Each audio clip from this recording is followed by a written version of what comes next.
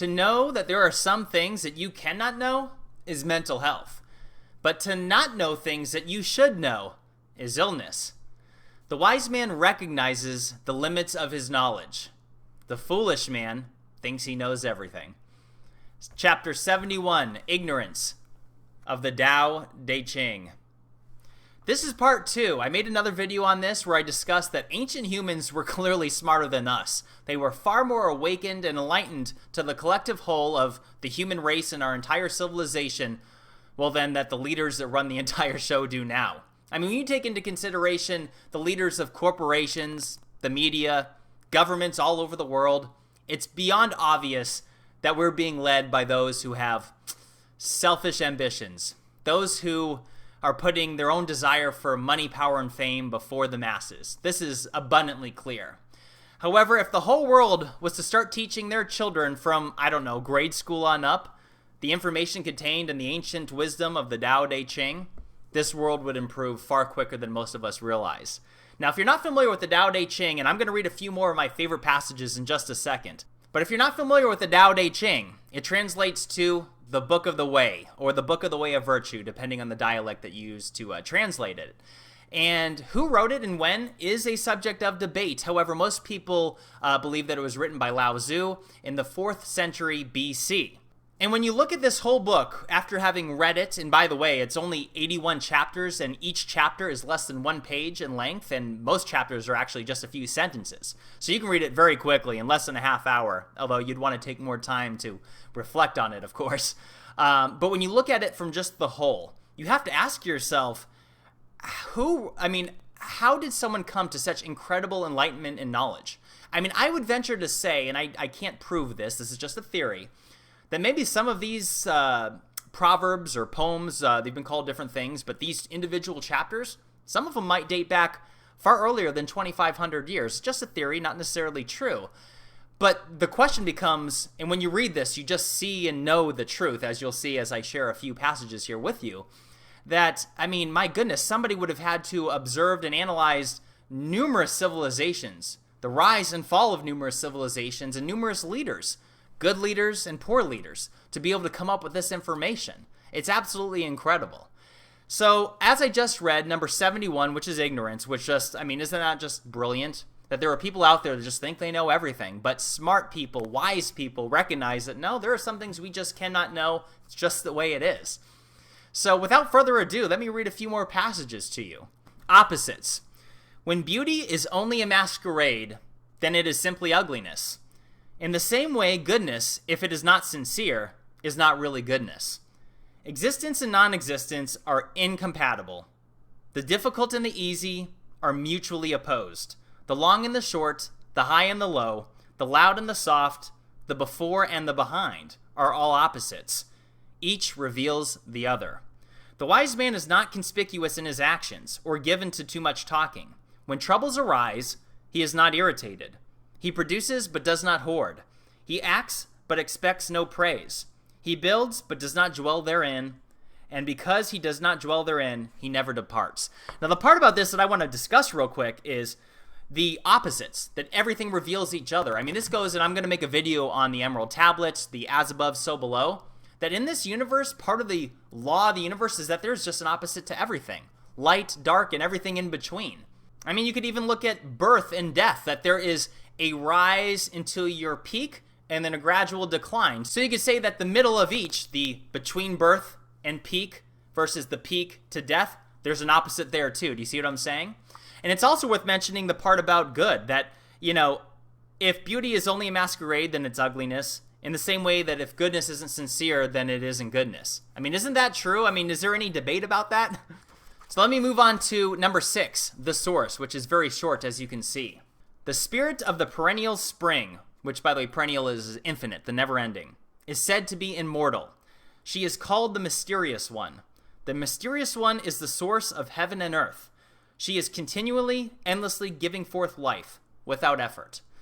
I like how it says she. It's interesting because when you look at ancient Egyptians as an example, women, the females, they were running the show. They were the leaders, were they not?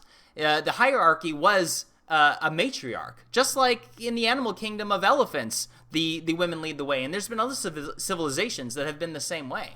I find it interesting that it refers to as she, as the giving forth of life, but that the universe is always giving birth and everything completes itself, that everything ties together and the source of all things is what creates, and we are all part of that source. Nikola Tesla discussed this into some detail, which I discussed in a few of those videos that I'm sure most of you have seen. So let me move on now to 8, which is goodness, which we touched on briefly in opposites. True goodness is like water. It nurtures everything and harms nothing. Like water, it ever seeks the lowest place, the place that all others avoid. This is the way of the Tao. For a dwelling, it chooses the quiet meadow. For a heart, the circling eddy. In generosity, it is kind. In speech, it is sincere. In authority, it is order. In action, it is gentle. In movement, it is rhythm. Because it is always peaceable, it soothes and refreshes. I love the part how it discusses early on that, like water, it seeks the lowest place, the place that all others avoid. This is the way of the Tao. This is, I mean, you could tie this into Christ. Guys, anyone that needs help, the people that truly need help are the ones that usually most people, the masses, will seem to avoid. Those who need it most. Like people that are addicts, people that are poor. A lot of people need a helping hand. And by helping hand, I'm not saying here's a bunch of money. But think about it. Water seeks the lowest place, as does goodness. Doesn't that make sense? So those out there who are truly good, they don't just avoid the lowest areas. Those are the places that they seek, just like water. And water gives us everything. Let me move on to 9, prudence. If you continue filling a pail after it is full, the water will be wasted. If you continue grinding an axe after it is sharp, the edge will wear away. Who can protect a house full of gold and jewels? Excessive fortune brings about its own misfortune. More money, more problems. To win true merit, to earn a good reputation, you must be prudent. This is the way of the Tao. Think about it, guys. I've had a very interesting life. I've been well off. I've lived poor, everywhere in between. And I can tell you that honestly, it just seems that more materialism or money, the more focus you have on riches, it doesn't bring upon you what you truly seek. And the world is seeing this as a whole. We are, as a global civilization, are largely living a more materialistic life than ever before, arguably. And yet you could say that there's more suffering in this world than there's ever been. Of course, that's debatable too, right? I mean, look at World War II. The whole world suffered. But the point is this. Materialism does not bring happiness. Well, it does so, but it's very, very short-sighted. Think about it. Anyone that buys something new might be excited about it, but how often before that wears off, before they want the next best thing? But it surely makes a great point. So let me move on to number 11, which is called materiality, which I shared in my prior video, but it's so important, especially in 2017, and it ties right in with what I was just saying about materialism, so I'll have to read this probably in part 3 as well. You can't leave this one out. A wheel may have 30 spokes, but its usefulness lies within the empty hub. A jar is formed from clay, but its usefulness lies within the empty center. A room is made from 4 walls, but its usefulness lies in the space between. In the same way, matter is necessary to give form, but the value of reality lies in its immateriality. That is, everything that lives has a physical body, but the value of a life is measured by the soul. Amen, right? I mean, oh my goodness. It's so true. The value of life is measured by the soul. And you could also say that soul is the source of all things that make up, well, say a room of 4 walls. That everything here is made up of what comes from the source. But the measure of it is what's within it. Just like the measure of a person isn't what they look like. It's what's within, their character, their soul. Number 12, seek spirit. Too much light blinds the eye. Too much noise deafens the ear. Too many spices dull the taste. Too much exercise weakens the body. The pursuit of great riches leads to ruin. The wise man attends to the inner truth of things, and he is not fooled by outward appearances. He ignores matter and seeks the spirit. I can tell you this from my own life experiences. My goodness, and many others will tell you this. In fact, you can just look simply into celebrity culture or the powers that be, whether it be politicians and world leaders or even leaders of corporations.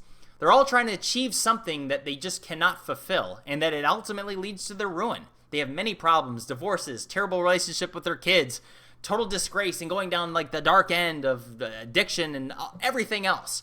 We know this. Is this not true? And yet the ancients were talking about this at least closer to 2,500 years ago.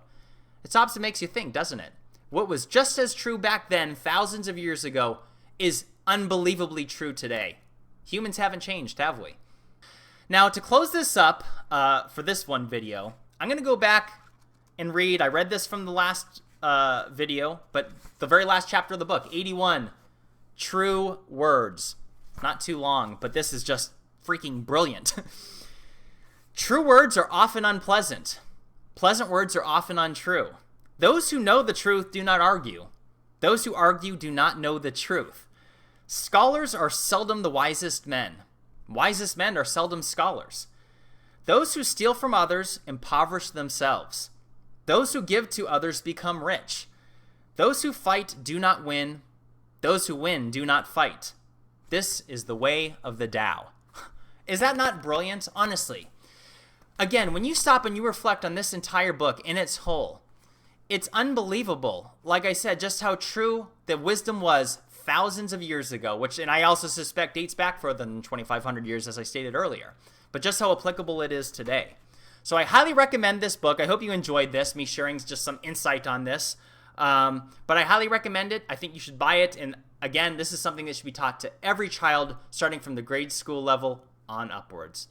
Anyways, I'll leave it at that. I'm Jimmy. This is Bright Insight. Like and subscribe and leave me a comment. Let me know what your thoughts are. And I have many more videos to come on a whole wide variety of topics. Take care, everybody.